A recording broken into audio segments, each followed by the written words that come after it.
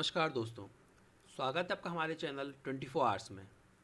आज की कहानी है a saint and herd of camels, एक महात्मा और ऊँटों का झुंड। तो आइए बिना किसी देरी के साथ कहानी स्टार्ट करते हैं।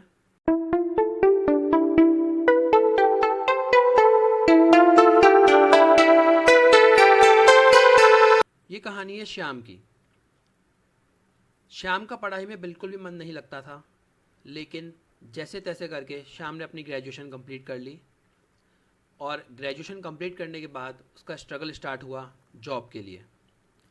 बहुत कोशिश करने के बाद फाइनली उसे एक कंपनी में जॉब मिली, जहां वो मन लगाकर काम करने लगा।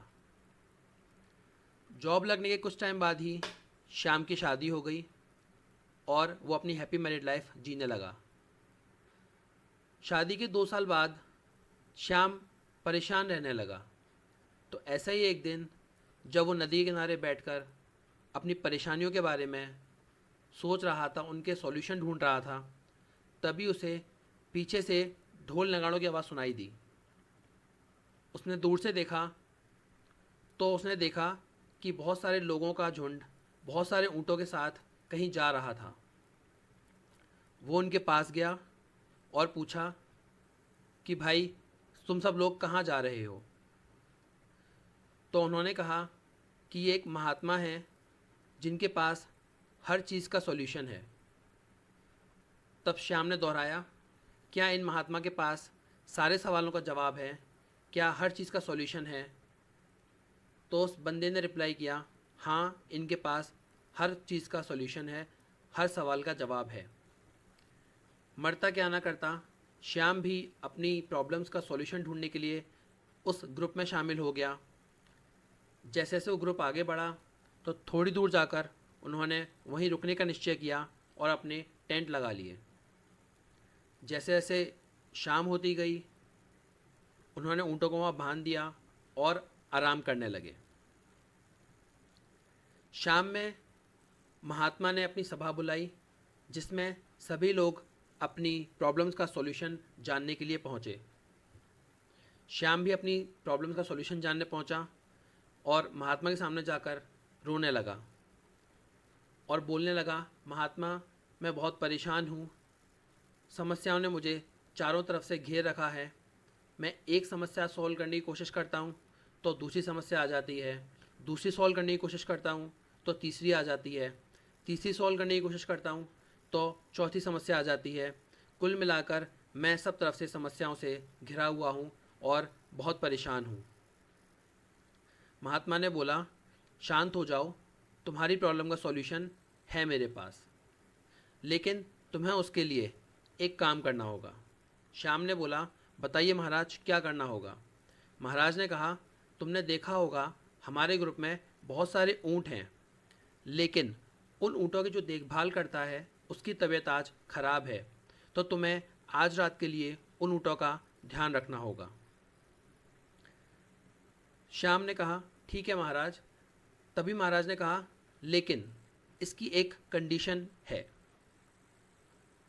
कंडीशन ये है कि तुम्हें ऊँटों का ध्यान ऐसे रखना होगा जैसे एक माँ अपने बच्चे का रखती है। श्याम ने कहा, महाराज, मैं समझा नहीं। उन्होंने कहा, जैसे माँ अपने बच्चे का ध्यान रखती है, जब तक बच्चा सोता नहीं माँ जागती रहती है, उसकी देखभाल करती है, और जब वो सो जाता है उसके बाद ही सोती है, ऐसे ही तुम्हें भी ऊँटों का ध्यान रखना होगा। जब सारे ऊँट सो जाएं तब तुम सो जाना, उससे पहले नहीं।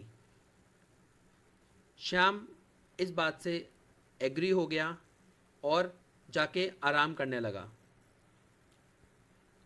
आराम करते करते वो सोचने लगा कि बहुत ही जल्द कल सुबह मुझे मेरी सारी प्रॉब्लम्स का सॉल्यूशन मिल जाएगा और मैं अपनी बाकी की ज़िंदगी अपनी वाइफ के साथ हैप्पीली स्पेंड करूँगा। जैसे ही रात हुई, श्याम उस ग्राउंड में गया जहाँ वो ऊँट सारे अवेलेबल थे। वहाँ जाके श्याम ने देखा कि कुछ ऊँट पहले से ही सो रहे हैं। श्याम ने सोचा, चलो अच्छा है, ये ऊँट पहले से ही सो रहे हैं।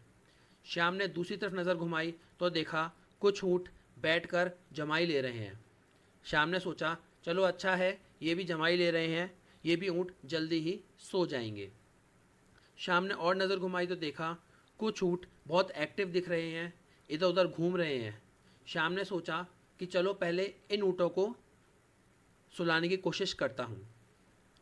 श्याम उन ऊँटों के पास गया और उन ऊँटों को, जो बहुत एक्टिव दिख रहे थे, इधर उधर घूम रहे थे, पकड़कर उनको बैठाने की कोशिश करने लगा। तो इस कोशिश में कुछ ऊँट उसके बैठाने से बैठ गए, लेकिन बाकी के जो ऊँट थे, बहुत कोशिश करने के बाद भी वो बैठने को राज़ी नहीं हुए। इस सब से श्याम बहुत परेशान हो गया और उसने दूसरी तरफ अपनी नज़र घुमाई तो उसने देखा कि जो पहले ऊँट बैठे हुए थे वो अब सो चुके हैं और जो पहले ऊँट खड़े हुए थे वो अब बैठ चुके हैं। मतलब जिन ऊँटों को वो बैठाने की कोशिश कर रहा था उसमें से कुछ ऊँट बैठ गए थे, लेकिन कुछ ऊँट नहीं बैठे थे। उसने जब नज़र घुमाई तो दूसरी तरफ जो ऊँट पहले बैठकर जमाई ले रहे थे वो अब सो चुके थे और जो कुछ ऊँट पहले खड़े हुए थे अब वो थककर बैठ गए थे। तो पूरी रात ऐसा ही चलता रहा। कुछ ऊँट खड़े होते रहे, कुछ ऊँट बैठते रहे, कुछ ऊँट सोते रहे, कुछ ऊँट जागते रहे और इस सब से श्याम बहुत ज़्यादा फ्रस्ट्रेट हो गया और पूरी रात उसकी ऐसे ही निकल गई और वो रात भर सो नहीं पाया। जैसे ही अगली सुबह हुई, महात्मा ने फिर सभा बुलाई और श्याम बहुत थका हारा उस सभा में पहुंचा। महात्मा ने पूछा, कैसी रही रात तुम्हारी, क्या रहा? तो श्याम मन में सोचने लगा कि क्या रात रही, ऊँट खड़े हो रहे, बैठते रहे, सोते रहे, जागते रहे, मेरी पूरी रात तो ऐसे ही निकल गई। तो उसने महात्मा को बोला, महात्मा आप रात के बारे में छोड़िए, आप तो मेरी प्रॉब्लम का बस सॉल्यूशन बताइए। तो महात्मा ने पूछा, अरे बताओ तो हुआ क्या? तो श्याम ने पूरी बात बता दी। तो महात्मा ने कहा, तुमने तुम्हारी प्रॉब्लम का सॉल्यूशन खुद ही ढूंढ लिया। श्याम ने पूछा, कैसे? महात्मा ने कहा, मैं समझाता हूँ। महात्मा ने कहा, ऊँट को तुम मानो प्रॉब्लम्स, यानी कि जो ऊँट हैं वो प्रॉब्लम है और जो रात है जो तुमने बिताई है वो तुम्हारी ज़िंदगी है। कुछ प्रॉब्लम्स ऐसी होंगी जिनके लिए हम उस वक्त कितने भी एफर्ट्स करें, कितनी भी कोशिश करें, पर वो सॉल्व नहीं होंगी। बिल्कुल उन्हीं ऊँटों की तरह जिनको श्याम ने बैठाने की बहुत कोशिश की पर वो नहीं बैठे। इसी तरह कुछ प्रॉब्लम्स लाइफ में इस तरह की होंगी जिनके लिए अगर हम एफर्ट्स करें, उनको सॉल्व करने की कोशिश करें तो वो सॉल्व हो जाएंगी। बिल्कुल उसी तरह जैसे श्याम ने उन ऊँटों को बैठाने की कोशिश की तो उनमें से कुछ ऊँट बैठ गए। इसी तरह लाइफ में कुछ प्रॉब्लम इस तरह की भी होंगी जिनको उस वक्त हम सॉल्व करने की कितनी भी कोशिश करें पर हम उनको सॉल्व नहीं कर पाएंगे, लेकिन अगर हम उनको वक्त दें तो कुछ समय बाद या सही वक्त आने पर वो प्रॉब्लम अपने आप ही सॉल्व हो जाएंगी। जैसे जो ऊँट पहले बहुत एक्टिवली इधर उधर घूम रहे थे, कुछ टाइम बाद जब वो थक गए तो वो अपने आप बैठ गए और कुछ टाइम बाद अपने आप सो गए। तो हमारी लाइफ में भी ऐसा ही होता है। अगर हम सोचें कि हम सारी प्रॉब्लम्स को एक साथ सॉल्व कर लें तो वो लगभग उसी तरह सोचा जा सकता है कि जैसे श्याम उस पूरे ग्राउंड के सारे ऊँटों को एक साथ सुलाने की सोच रहा था, जो लगभग नामुमकिन होता है क्योंकि सारे ऊँट एक साथ सो जाना पॉसिबल नहीं है। कोई ऊँट जागेगा, कोई सोएगा, कोई उठेगा, कोई बैठेगा। इसी तरह हमारी ज़िंदगी भी यही है। कुछ प्रॉब्लम्स आएंगी, कुछ सॉल्व हो जाएंगी और कुछ प्रॉब्लम्स वक्त के साथ अपने आप सॉल्व हो जाएंगी, हमें उनको सॉल्व नहीं करना पड़ेगा।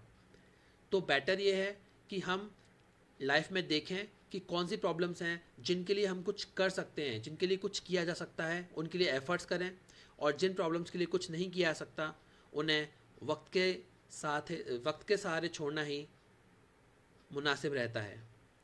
तो आई होप आपको ये सब बातें समझ आई होंगी। श्याम को ये सारी बातें समझ आ गई। श्याम खुशी खुशी घर लौट गया और अपनी वाइफ के साथ हैप्पीली मैरिड लाइफ जीने लगा। तो यहीं तक थी ये कहानी। अगर आपको कहानी अच्छी लगी है तो प्लीज़ लाइक कीजिए, शेयर कीजिए अपने दोस्तों के साथ और ऐसी कहानी और सुनने के लिए सब्सक्राइब कीजिए हमारा channel. And at the last, thank you very much.